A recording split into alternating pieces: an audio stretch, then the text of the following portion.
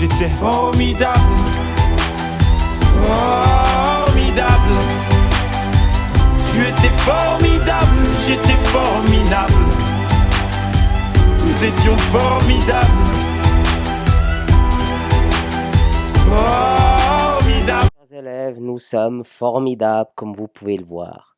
Vous êtes formidables et nous allons maintenant continuer avec notre cours sur le système cardiovasculaire. En direct, chers élèves, donc comme nous l'avons déjà décidé ensemble, on va donc travailler sur le système cardiovasculaire ou le système cardiaque et plus particulièrement là en ce moment on va commencer par voir la circulation sanguine.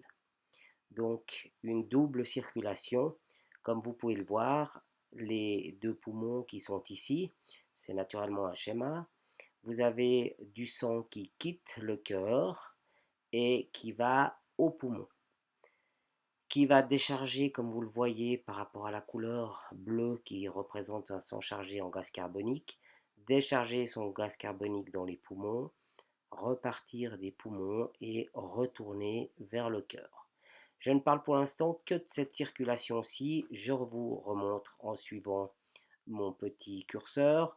On quitte le cœur avec du sang bleu, gaz carbonique, on décharge dans les poumons, on repart des poumons chargés d'oxygène et le sang retourne au cœur pour remplir, vous le savez déjà, l'oreillette gauche. Ceci est la petite circulation ou dite également circulation pulmonaire. Maintenant, quand le sang quitte le cœur pour aller dans tout le corps, dans tous les organes, dans vos bras, vos jambes, votre tête, il part naturellement en rouge, chargé d'oxygène, va dans vos muscles, dans tous les endroits de votre corps qui correspondent à tous ces endroits qui sont dessinés ici sur votre schéma. Et on arrive à un endroit, on donne l'oxygène aux cellules, des reins ici, ou de l'intestin, ou des muscles, et naturellement, on repart de ces endroits-là en transportant le gaz carbonique qu'on veut évacuer. Et on retourne au cœur, en retournant cette fois dans l'oreillette droite. Donc, cette circulation s'appelle la grande circulation ou circulation corporelle. On les voit bien les deux ici, la grande circulation ici, et puis la petite circulation ou circulation pulmonaire ici. Voilà pour l'instant sur ces histoires de circulation. Je lis très rapidement le texte avec vous. Le cœur est l'élément central du système circulatoire, c'est la pompe qui maintient constamment une circulation du sang à travers un réseau constitué d'artères, de veines et de capillaires. Ce cœur est l'élément central du système circulatoire. On vient de le dire, ça circule, ça maintient une circulation du sang à travers un réseau constitué d'artères, de veines et de capillaires qui, petite parenthèse en passant par là, d'ailleurs c'est en parenthèse sur mon texte, qui est mis bout à bout, pourrait faire 2 fois le tour de la Terre. Donc j'explique un tout petit peu, si on mettait bout à bout tous vos capillaires sanguins, toutes vos artères, toutes vos veines, on pourrait faire 2 fois le tour de la Terre. C'est juste une petite manière de vous faire comprendre que la quantité de vaisseaux sanguins que vous avez dans votre corps est absolument énorme. Je passe ceci pour l'instant et j'en arrive à de l'anatomie pure où se trouve le cœur. Premièrement, le cœur a environ le volume d'un poing serré, votre poing, et il se situe ici en plein centre de votre thorax. Donc ici on voit une coupe vue d'avion extrêmement ou relativement complexe à comprendre pour vous. Donc je passe sur ceci.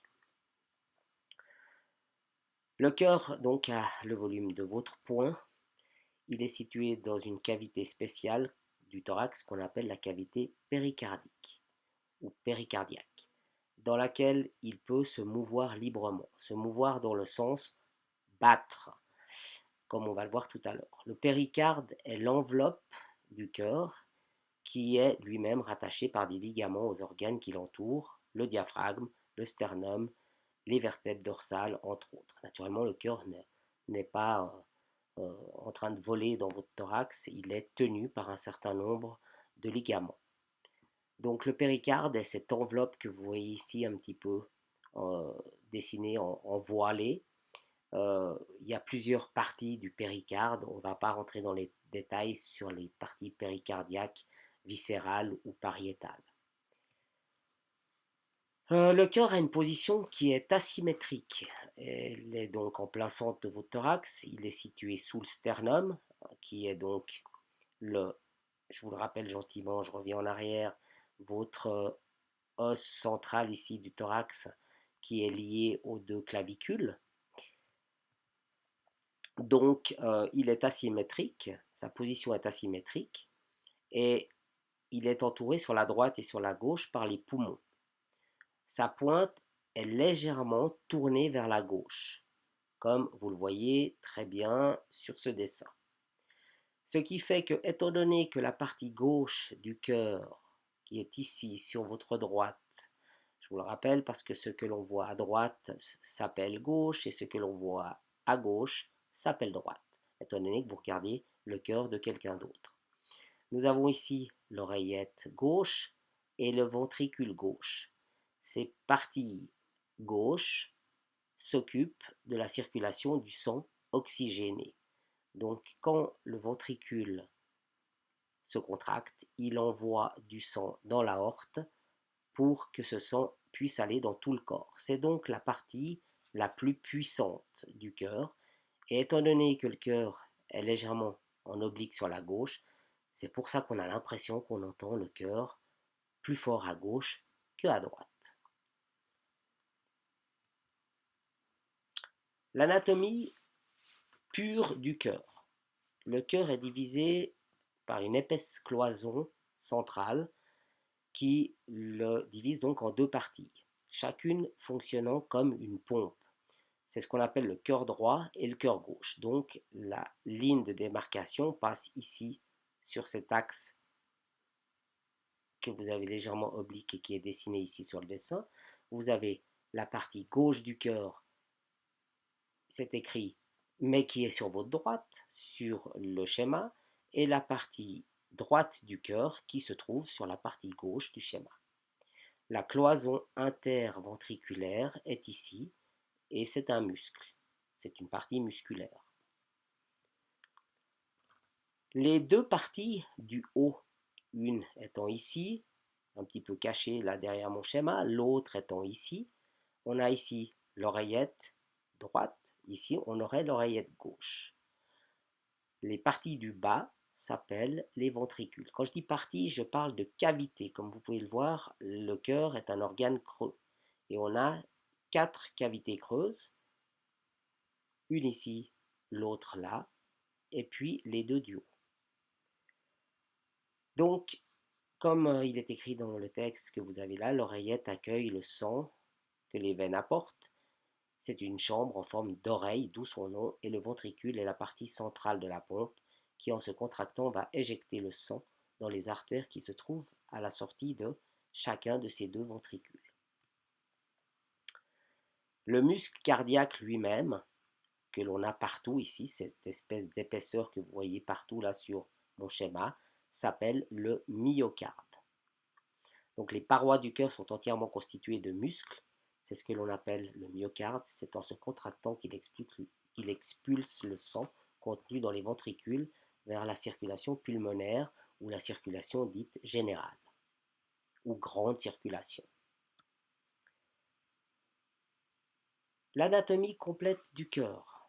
La voici. Vous avez donc mon schéma ici, un schéma en noir et blanc que vous avez là, ou plutôt une photo ici, même si ce n'est pas un vrai cœur, et le schéma ici sur la droite. Et on y va pour l'anatomie que vous allez devoir apprendre et comprendre pour cette première leçon.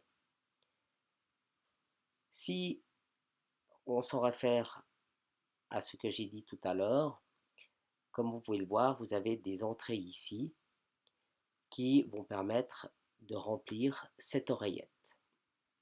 Du moment que des vaisseaux sanguins ramènent le sang au cœur, si vous vous rappelez bien, on l'a déjà dit, ce sont obligatoirement des veines.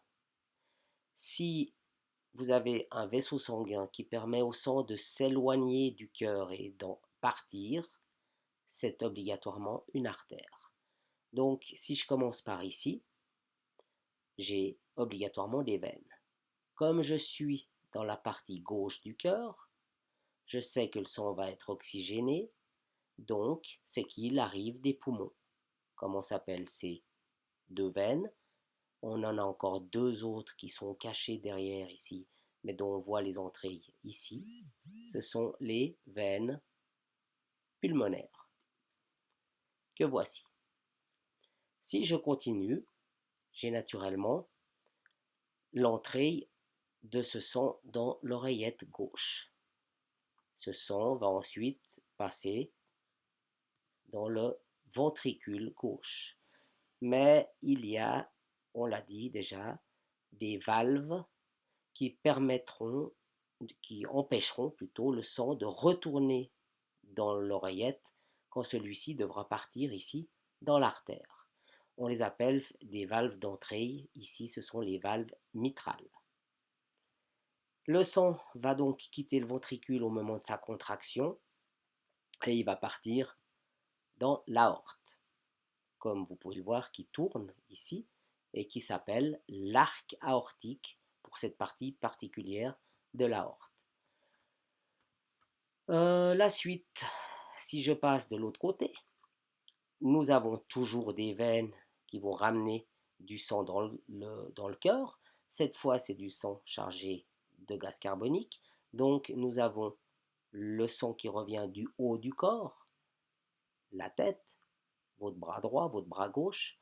Ce sont les deux veines caves qui finissent en une seule, en l'occurrence, la veine cave supérieure. Et tout le sang qui revient du bas du corps va arriver ici par la veine cave inférieure.